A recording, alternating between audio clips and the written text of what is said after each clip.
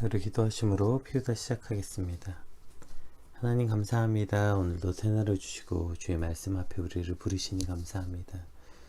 오늘 말씀을 통해서 우리에게 주시는 하나님의 음성을 듣게 하시고 그 말씀 앞에 순종함과 겸손함으로 나아가는 시간이 되게 하여 주시옵소서. 또 그 말씀을 통하여서 오늘 하루의 우리 삶 가운데 주께서 이루고자 하시는 일이 무엇인지 깨닫게 하시고 그 앞에 순종하며 오늘 하루를 보내게 하여 주시옵소서. 감사합니다. 예수님 이름으로 기도드립니다. 아멘. 지금 안타깝게도 지금 인터넷 연결이 매우 불안정해가지고 자꾸 조금씩 끊기는 현상이 있는 것 같아요. 혹시 아예 음성이 끊기거나 잘 안 되는 상황이면 말씀을 한번 해주시면 제가 또 다시 방법을 찾아보도록 하겠습니다. 오늘 함께 주실 말씀 먼저 이렇게 살펴볼게요. 마태복음 21장 33절에서 46절 말씀입니다. 우리가 한번 살펴보겠습니다. 다른 한 비유를 들으라. 한 집 주인이 포도원을 만들어 산 울타리로 두르고 거기에 집자는 틀을 만들고 망대를 짓고 농부들에게 새로 주고 타국에 갔더니 열매 거둘 때가 가까우며 그 열매를 받으려고 자기 종들을 농부에게 보내니 농부들이 종들을 잡아 하나는 심히 때리고 하나는 죽이고 하나는 돌로 쳤거늘 다시 다른 종들을 처음보다 많이 보내니 그들에게도 그렇게 하였는지라. 후에 자기 아들을 보내며 이르되 그들이 내 아들은 존대하리라 하였더니 농부들이 그 아들을 보고 서로 말하되 이는 상속지 아니 자 죽이고 그의 유산을 차지하자 하고 이에 잡아 포도원 밖에 내쫓아 죽였느니라. 그러면 포도원 주인이 올 때에 그 농부들을 어떻게 하겠느냐. 그들이 말하되 그 악한 자들을 진멸하고 포도원은 제때에 열매를 바칠 만한 다른 농부들에게 새로 줄지니이다. 예수께서 이르시되 너희가 성경에 건축자들이 버린 돌이 모퉁이의 머릿돌이 되었나니 이것은 주로 말미암아 된 것이요 우리 눈에 기이하도다 함을 읽어본 일이 없느냐. 그러므로 내가 너희에게 이르노니 하나님의 나라를 너희는 빼앗기고 그 나라의 열매를 맺는 백성이 받으리라. 이 돌 위에 떨어지는 자는 깨지겠고 이 돌이 사람 위에 떨어지면 그를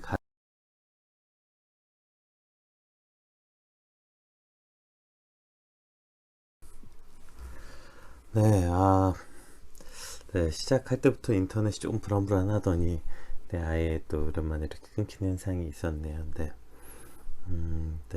이것을 해결해 볼 방법을 조금 찾아보도록 하겠습니다. 아침에 바른 방송 상태가 되지 못한 것 여러분 죄송하고요. 빨리 조속히 잘 해결해 보도록 하겠습니다. 자, 그러면 아까 말씀을 읽었으니까 우리 말씀에 대해서 먼저 한번 같이 나눠볼게요. 우리 33절 말씀부터 한번 같이 살펴볼까요? 33절 다른 한 비유를 들으라. 한 집 주인이 포도원을 만들어 산 울타리로 두르고 거기에 집자는 틀을 만들고 망들을 짓고 농부들에게 새로 주고 타국에 갔더니 이렇게 시작하죠. 오늘 본문이. 그러니까 이 33절에는 본문을 이해하는데 아주 중요한 정보들이 들어있는데 먼저 이 포도원 주인이 이 포도원을 굉장히 심혈을 기울여서 만든 것이란 걸 알 수 있죠. 왜냐하면 다른 짐승들이 들어오지 못하도록 울타리를 둘렀고 거기에 즙자는 틀을 만들었대요. 또 침입자들을 감시하기 위해 망대까지 설치해둔, 그러니까 당시 포도원이 갖출 수 있는 가장 최적화된 가장 좋은 완벽한 시설을 갖춘 포도원이라는 거죠. 그냥 들판에 심겨져 있던 포도를 이제 심어놨던 많은 밭들도 있었음에도 불구하고 이 포도원은 아주 좋은 환경에 거의 완벽한 시설을 갖추고 있는 포도원을 만든 것입니다. 주인이. 그리고 그것을 소작을 주는 내용이죠. 그러니까 땅 주인이 소작인들에게 소작을 주는 건 우리나라에서도 이제 매우 익숙한 제도이잖아요. 이처럼 당시 팔레스타인 지역에 흔히 볼 수 있었던 제도예요. 특히 외국인이 땅 주인이거나 유대인들이 디아스포라가 많았잖아요. 그러니까 땅을 가지고 있었지만 본인은 그 다른 타국에 가서 일하고 있는 사람들이 자신의 땅을 소작을 주는 거죠. 그리고 나중에 수확물의 일부를 상납받고 나머지는 소작인들의 몫으로 주는 제도가 바로 이 소작, 오늘 성경에서 세를 주었다라는 표현이 나오는 이 소작인 제도죠. 문제는 이게 포도밭이라는 거예요. 왜냐하면 포도나무의 특성이 뭐냐면 포도나무는 심은 지 5년이 돼야 상품적 가치를 지닌 열매를 맺는데요. 그러니까 4년 동안 난 포도는 그냥 상품으로 팔 수가 없기 때문에 포도원이 계속 포도 농사를 지어도 5년째가 돼서야 비로소 수확을 얻고, 그러니까 상품 가치를 갖는 수확을 할 수 있는 거예요. 그러니까 그때까지는 상납이 불가능한 거예요. 그러니까 포도밭을 소작을 준다는 건 이 집주인으로서는 오랜 기간 기다리겠다. 그리고 그동안 내가 상납을 받지 못하더라도 이해하겠다. 이런 각오가 있는 사람이 이 포도밭을, 포도 농장을 하는 거죠. 그런데 게다가 이 포도밭을 하려면 어떻게 해야 되냐면 그 생계를 유지해야 되잖아요. 이 그 소작인들이. 그래서 4년 동안 이 소작인들의 생계까지 땅 주인이 책임지는 그 정도의 각오를 한 사람들이 이 포도원 농장, 그러니까 포도밭을 소작할 수 있는 거죠. 그러니까 포도원 주인은 자신이 정성 들여 만들어 놓은 이 환경에 밭을 맡긴 것뿐 아니라 4년이라는 긴 시간 동안 아무런 이익이 없이 오히려 계속 투자만 해야 된다는 것을 의미합니다.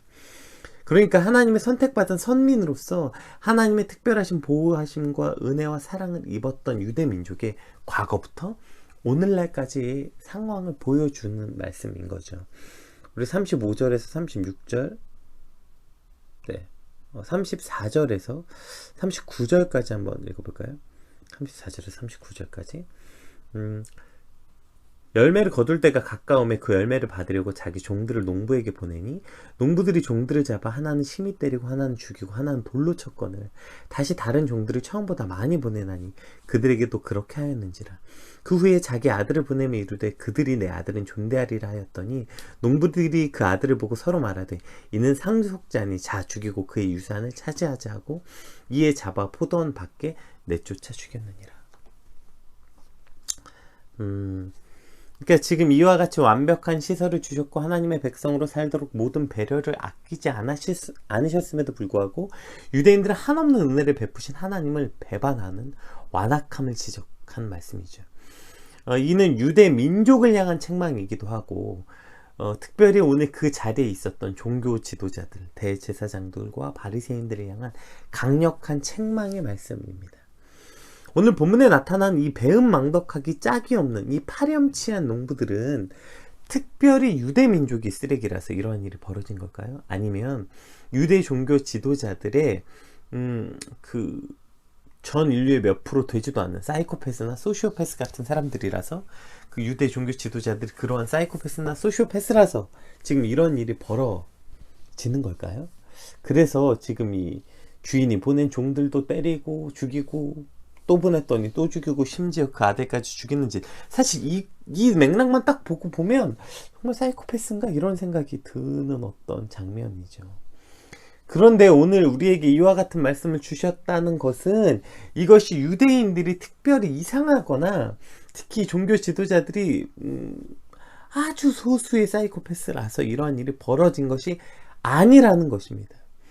왜냐하면 오늘도 우리도 이와 같은 농부가 될 수 있고 어쩌면 이미 우리도 그러한 농부이기 때문에 오늘 우리에게 주신 말씀이시고 또 공간복음의 모든 마테마가 누구의 전부 다 같은 내용의 말씀이 선포되어 있는 것도 이것이 매우 매우 중요한 일이기 때문이죠. 왜 이와 같은 일이 일어난 걸까요? 그들이 특별히 소시오패스나 사이코패스가 아닌데 왜 이런 일이 일어난 걸까? 오늘 제목을 제가 익숙해지는 죄라고 지었죠. 어쩌면 이것이 아까 말했던 포도원이라서 그런 것 같아요. 심고 수확을 한 다음에 바로 거두어서 땅 주인에게 상납했더라면 어쩌면 이렇게 안 되지 않았을지도 모르겠어요. 그런데 4년이나 자신의 손으로 관리했어요. 그리고 그동안 주인은 수확물을 찾지 않았어요. 그러니까 점점 익숙해졌겠죠. 뭐가요? 이 포도원이. 그러니까 익숙해지고 내 손때 묻은 포도원을 보면서 어느새 그것이 내 것이라고 착각했기 때문이죠. 이제 저희 아버지가 중국 선교를 가신 적이 있어요. 이제 그때 이제 중국의 어떤 한 지역에 10만 평도 넘는 10몇만 평의 어마어마한 땅을 한국의 어떠한 유명 목사님이 땅을 사셨대요. 그리고 이제 중국은 근데 땅을 사는 게 없고 장기 임대, 70년인가 80년인가 어쨌든 장기 임대라고 해요. 장기 임대를 하셨대요. 어마어마한 돈을 주고. 그리고 그곳에 그 랜드마크 같은 걸 짓고 싶었던 거예요. 그래서 기독교 타운 같이 아주 예쁜 건물도 짓고 거기서 큰 논밭도 일구고 이러면서 거기서 그 선교지 중국 사람들이 거기서 일하면서 그들이 복음도 전해 듣고 또 많은 관광지들이 오는 이런 랜드마크, 기독교 랜드마크 이런 걸 만들려고 이제 막 일단 땅을 샀고 메인 타워도 짓고 숙소들도 짓고 교회도 짓고 이제 밭을 가꾸고 농작물을 심고 이제 그러는데도 땅이 워낙 넓은 거예요. 그러니까 뭐 이만큼 했는데 몇 년이 걸렸는데도 그 땅을 채우려니까 이제 엄두가 안 나서 잠깐 그 일이 멈춰졌대요. 몇 년. 근데 그 몇 년 동안 멈춰져 있는 사이에 이제 거기가 막 그 너무 폐허가 되어 버려서 그 일을 다시 시작하자 이렇게 해서 한국에 계신 몇몇 목사님들이 그 일을 했는데 이제 저희 아버지가 같이 가서 그 일을 이제 하시기 위해서 중국에 가셨어요. 그랬는데 거기 계시는 동안 이제 가장 힘들었던 일이 이런 거랍니다. 너무 크니까 땅이 어느 날 얼마나 땅이 크냐면 측량하는 데만도 며칠이 걸린대요. 다 돌아보기도 힘든데 어느 날 보면 한쪽에 집들이 막 생기고 있대요. 가서 가보면 이미 거기에 마을 같은 게 만들어져 있대요.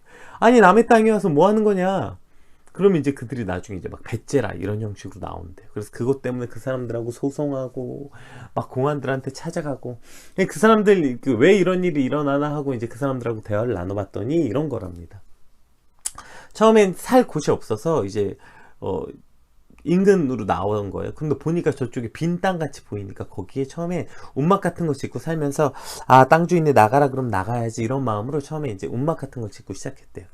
아 근데 시간이 지나도 나가라고는 안 하네? 그러니까 이제 집을 좀 더 큰 걸 짓는 거예요.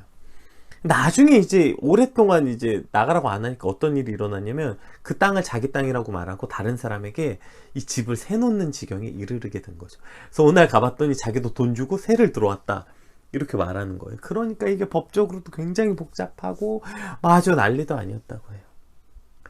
오늘 본문에 나온 농부들이나 이 선교지에 있던 사람들은 매우 닮아있지 않았어요? 왜냐면 어쩌면 이것이 우리 안에 들어있는 악한 인간의 본성이기 때문이에요. 익숙해지면 그것이 내 것인 줄 아는 거예요. 그것이 내 거라고 착각하는 거예요. 심지어 그래서 자신이 사랑하는 사람, 심지어 자기 자식들마저 소유로 여기는 거 아니에요? 그래서 자식은 내 마음대로 안 된다 이 말은 뭐예요? 자식도 내 마음대로 하고 싶은 거죠. 결국 우리 안에 있는 익숙함이 가져오는 것은 익숙해지는 죄는 바로 주인을 잃어버린다는 것입니다. 무슨 내가 대단해서 내 인생에 내가 노력한 어떠한 것들을 이루었다고 착각하는 거예요.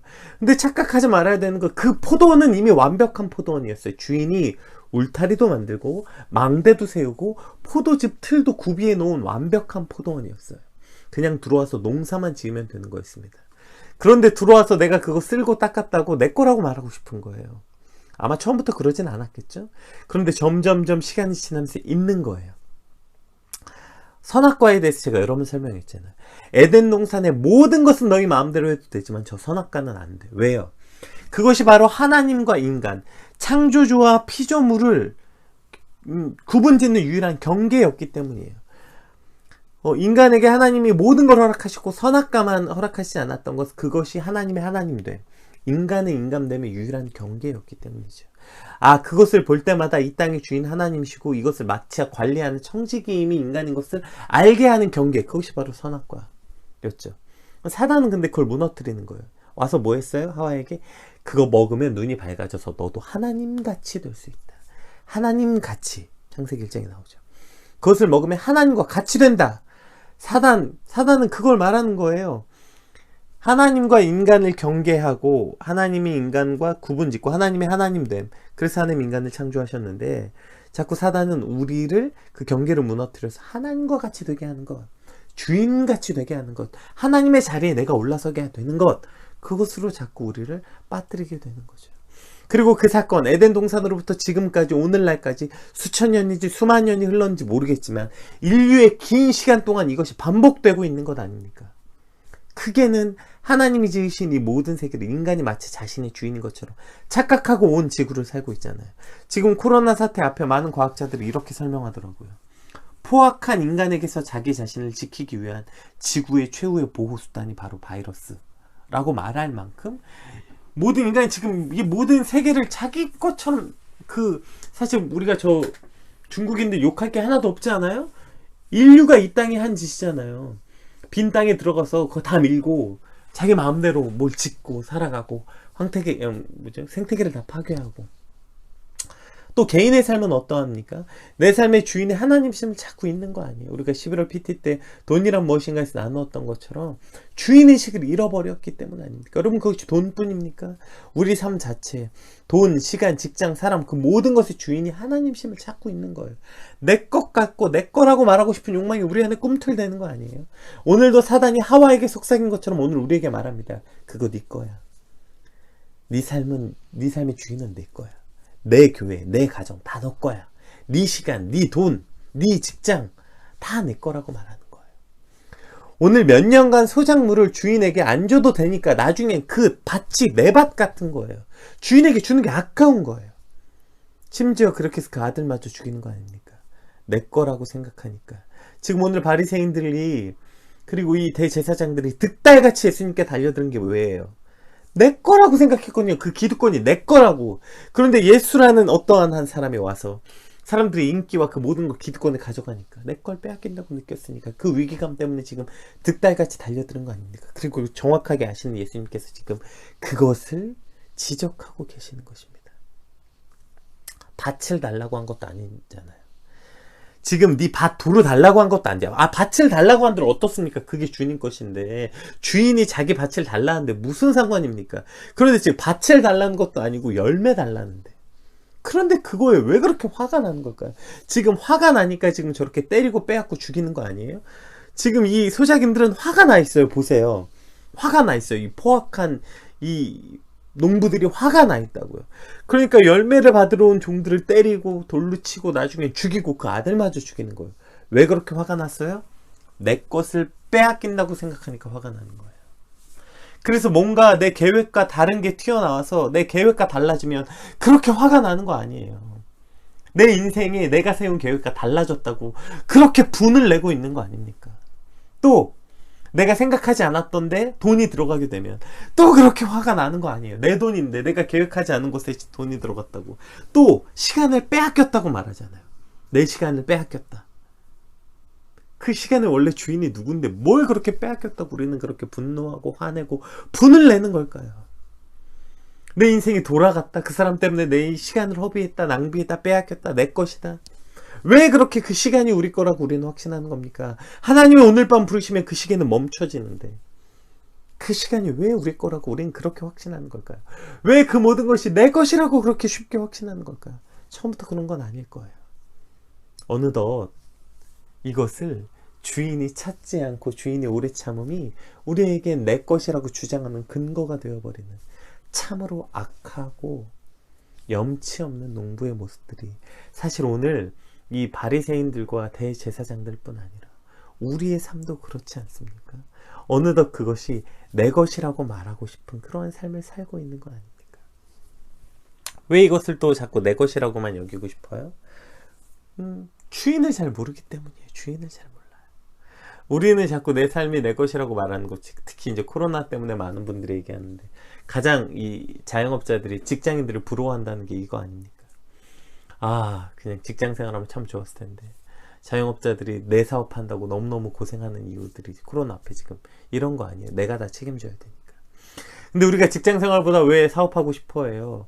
다른 사람 밑에 그러니까 옳지 않은 상하 관계, 거기서 받는 스트레스, 보호함과 어떠한 안락함보다는 그 고통스러웠던 불합리한 사회생활이 너무 고통스럽기 때문 아니에요? 그런데 오늘 이 포도원의 주인은 그러한 주인이 아니에요. 선한 주인이라고. 보세요. 이렇게 아름답게 만들어서 준 거예요. 4년이나 팽팽 놀아야 되는데 그냥 밥 던져주고, 야 어차피 너네 5년이나 지나서 나한테 열매 주잖아. 5년 동안은 그거 너네가 만들어. 망대도 만들고 울타리도 짓고 할 일 없잖아. 그래도 충분하지 않아요? 게다가 지금 그 수확물이 없는 그 농부들을 그 기간 동안에 충분히 벌어먹이는, 그것마저 먹이시는 주인. 게다가 보세요. 처음에 열매를 찾으러 종들을 보냈어요. 그런데 하나를 심히 때렸어요. 이것만 봐도 그냥 주변에 힘센 사람들 사다가 내쫓으면 되는 거 아니에요? 법대로 해서 관원들한테 신고해서 이 농부들 전부 다 잡아 감옥에 가두면 되는 거 아니에요? 근데 또 보냅니다, 종들을. 그랬더니 돌로 치고 죽여요. 그래? 그러면 많이 보내보자, 종들을. 그래서 처음보다 많이 보냈대요. 그랬더니 그들도 다 때려 죽였어요.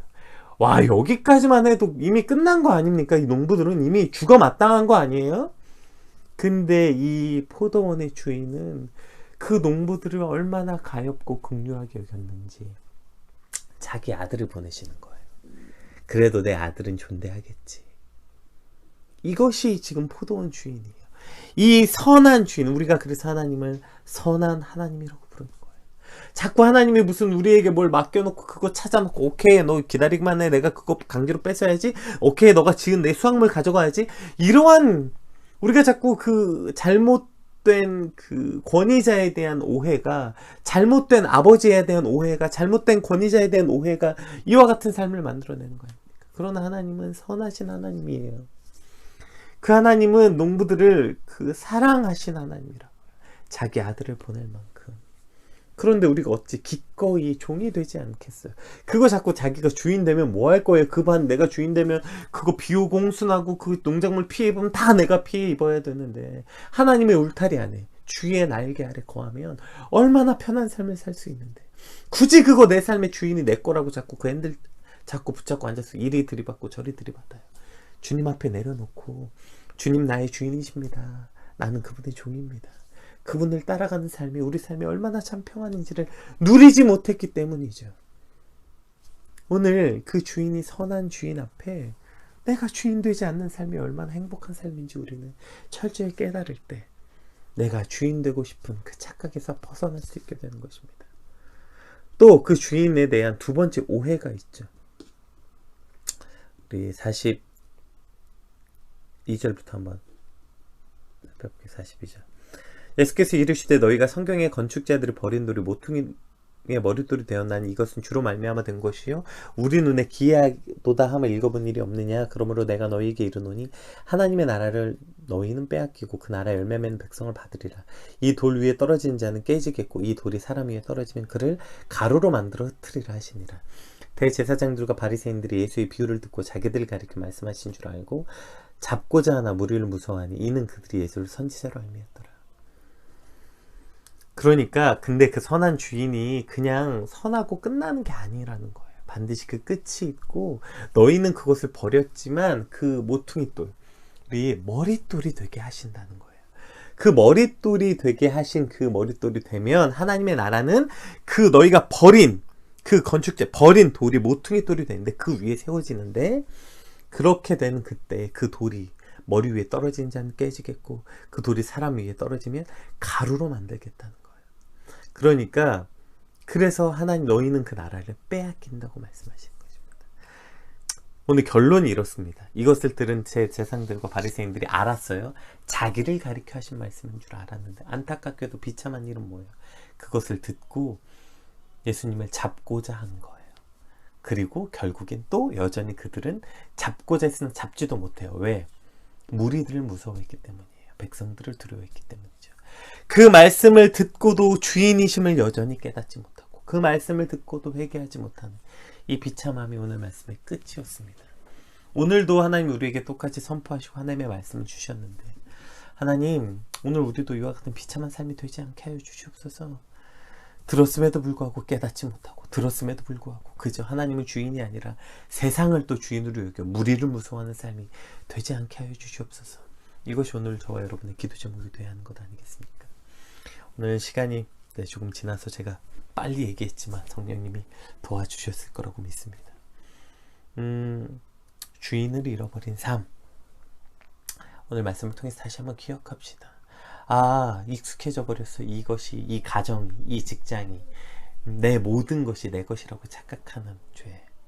그리고 하나님이 누구신지 잃어버린 죄. 주님 이것에서 돌이키게 하시고 최악으로 말씀을 들었음에도 불구하고 자기를 가리켜 말씀하신 줄 알매도 불구하고 그 말씀에 순종하고 돌이키지 않는 죄로부터 하나님 나를 건져 주시옵소서.